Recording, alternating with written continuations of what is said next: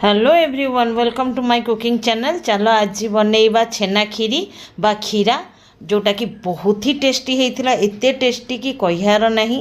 Are जन्मदिन रे ही मु बनई थी। तो ये मु 750 ग्राम क्षीर को नहीं ताधीरे गोटे टेबल चामच मु भिनेगार रे 2 टेबल चामच पानी देकरी एथिरे अल्प अल्प देकरी मु एको माने छेना छिड़ई दउची क्षीरटा को। एठी उषुम क्षीर माने फुटी थिबा क्षीर को नहीं आ गैस को ऑफ कर देइची। से उषुम क्षीर रे ही अल्प अल्प मु विनेगार दउची आ फुटौनी मु एको एइतिरे ही देखिबो छेना छिड़ी जीवा हमर बहुत बढ़िया भाबे रे। तो मु टिके टिके देइकिरी एठी मु विनेगार को देइकिरी गुळेई नउची, जोतिरे कि छेना हमर बहुत भल भाबे रे छिड़ी जीवा। आ जदि तुम पाखे विनेगार न थाए तो लेंबू रस को देइकिरी मध्य तेमे छेना छिड़ई पार। लेंबू रस नहीं ताधीरे भी अल्प किछि पानी मिसेकी तार गोटे घोल बनईदब। तापर देकी देखि पारुथबो पानी पूरा एकदम सेपरेट हो जाइछि छेना पानी। आ छेना पानी को बिल्कुल भी फोपाड़ीबनी, ताकू भी अटा ताधीरे चकटी नब। तो एठी मु कढ़ई बसई सारिछि।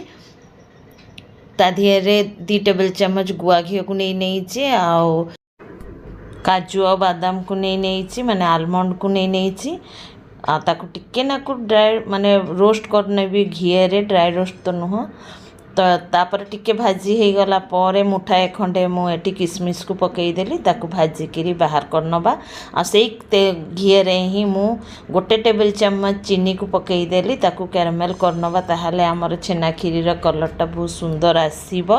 तो ये देखंतु कैरामेल हवा को लगी जाइछि। याठू बेसी आ पोड़ी दबानी, पोड़ी देला गोटे पोड़ा बास्ना आसे। तो मु एठी डायरेक्ट क्षीर को न पकईकरी प्रथमे पानी को पकाउछि। तमे एई भलिया भाबे रे पकईबो, नले कैरामेल रे जदि फटाक्सकरी तमे क्षीर को पकईदब तो क्षीर छिड़ी जीवार बेसी संभावना थाए। तो तेणुकरी तमे पानी को आग देदब। पानी देले से कैरामेल जो होइथिबो चीनी से भी भल भाबे रे घोली होई जिवो, बिंडा बांधीबनी। तो एठी मु डायरेक्ट गोटे हाफ किलो रो पैकेट मु क्षीर को नहीं जाउछि। एक मु आगुरु फुटेई नथिली, ताकू डायरेक्ट ही मु पकई दउछि कढ़ई रे। एक एथरक आमे फुटिबा को छाड़ी दबा। एठी मु लो टू मीडियम रे आंच रखिकी ताधीरे मु एको क्षीर को फुटौछि। आउ एका संगे तमे हाई फ्लेम करदब तो तले क्षीर लगी जीव आ जली जीव क्षीरटा हमर। तो एठी देखंतु क्षीर बहुत फुटी आसीछि। आ क्षीर काफ़ी मोटा भी थिक भी हो सारे तुम देखिपे। एटी मु गोटे माने 7-8टा अलैच को गुंड कर नहीं थी, ताकू पकईदेली। पकईला पर एक देखुब कलरटा भी केते सुंदर आसी। आ क्षीर मध्य काफ़ी बहलिया हो जाइछि। एतिरे मु कौनसी कंडेंस मिल्क बा पाउडर क्षीर को मु एठी मिसेइनी। देखिबो केते मु गोटे सीक्रेट इंग्रेडिएंट्स एतिरे मिसेइबी, जहाँ फल तुमर पूरा राबड़ी भलिया खीरीटा तुमर तैयार हबो। तमे एठी देखुथुब क्षीर काफ़ी थिक हो सारे। तो यही स्टेज रे मु कौन करी ना गोटे टेबल चामच मु एठी कॉर्नफ्लोर को नहीं आ ताधीरे अल्प किछि पानी को मिसई दउछि। बहुत कॉर्नफ्लोर नबनी, नहले तमर नालुआ नालुआ भलिया हेई जीवो। एठी मु गोटे टेबल चामच पूरा माने टिके नाकू साइज करिकिरी नेइछि। नेला परे एठी तमे देखि पारथो तार मु गोटे घोल प्रस्तुत कर नेइछि।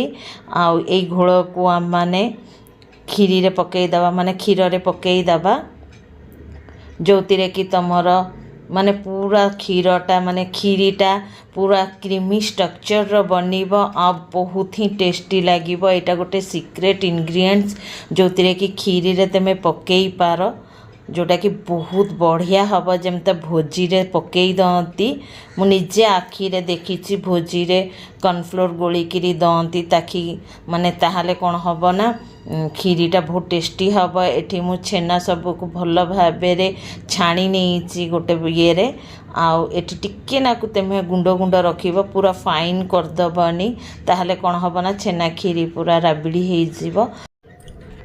एटी तुम देखिपुव क्षीरटा पूरा पूरी माने ठीक हो जाइए। तो यही स्टेज रे आमे जो छेना को रखी थिले ताकू पकई दबा ताकू पकईकिरी एठी आमे गुड़े नबा। तुमको गोटे कथा कहया भूली जाइथिली एई छेना को जते बेले भी तुमे स्ट्रेन करिवो टिके नाकू ठंडा पानी रे धोई नब ताहले कोन हबो ना ता देहरु जेतिक जो भिनेगार अंश सेटा बाहरी जीव नहले जदि भिनेगार अंश एतिरे थाए तो ये जो आमे खीरीटा करूचे माने क्षीर रे जो पकाउचे छेना को तो ये क्षीरटा भी मध्य कटिजीव।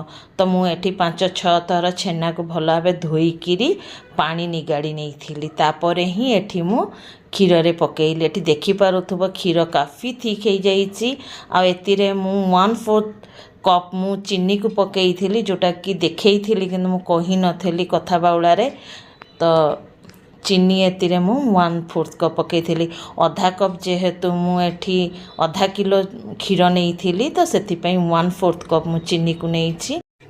एठी मु सब ड्राई फ्रूट को दे देली जोटा भाजी की रखी थी। तुम देखि पारुथबो खीरीटा हमर केते बढ़िया हेइची। एको माने छेना खीरा कहू माने खीरा कहू एको। तो एटा पूरा पूरी प्रस्तुत हो जाइए। तुम देखि पारुथबो केते बहलिया हो गले क्षीरटा हमर आ बहुत ही गाइस टेस्टी होइथिला। तुमे एको निहाती घरे थरे प्रस्तुत करंतु।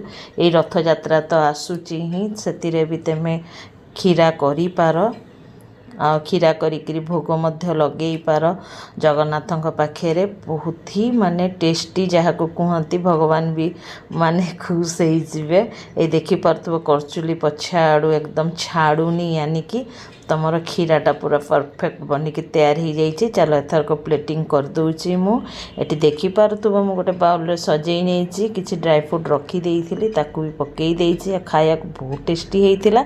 जदि वीडियोटा देखि तुमको भल लागिबो गाइस तो लाइक कमेंट शेयर और सब्सक्राइब करिया को छाड़ीबनी। सब्सक्राइब करिक बेल आइकन को दबेकी नोटिफिकेशन ऑल करदब ताहाले मु जहाँ भी वीडियो अपलोड करी संगे संगे तुम पाऊ पहुँची जीव। चलो गाइस फेर मिसिबा नेक्स्ट वीडियो रे। Bye bye take care be safe guys and जय Jagannath. Happy Rath Yatra to all of my lovely viewers. Thanks for watching.